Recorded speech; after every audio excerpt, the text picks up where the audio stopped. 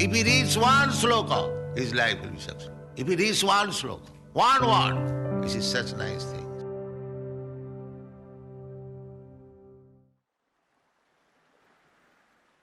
Quote, everything is one, end quote, is nonsense. Dr. Singh, you say this mist of material nature is temporary, but why should we bother to disentangle ourselves from something transitory?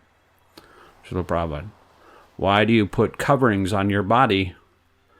You may walk naked.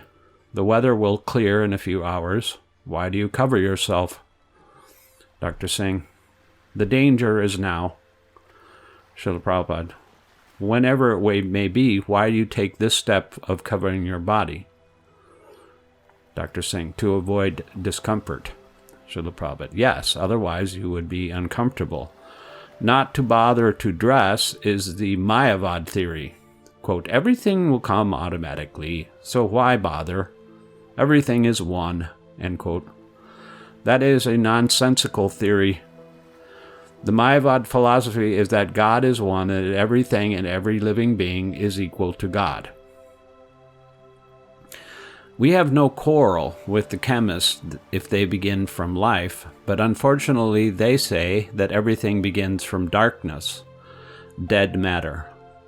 That is why we object. We say, quote, begin from life, end quote, and they say, quote, no, begin from darkness, matter, end quote. The reason they are in darkness is simple. If one goes from darkness to light, he thinks that darkness is the beginning. Suppose you have been in darkness all your life, and suddenly you come out into the light. You will think, quote, oh, light has come from darkness, end quote. Actually, darkness occurs when light becomes dim. Darkness does not produce light. Dr. Singh, then darkness is dependent on light. Srila Prabhupada, yes. In other words, within the light there is no darkness. When the light is dim, then we experience darkness. Similarly, when our spiritual consciousness or Krishna consciousness is dim, our consciousness is material. In the morning we awaken, and at the end of the day we become tired and go to sleep. When life is somehow or other interrupted, we sleep.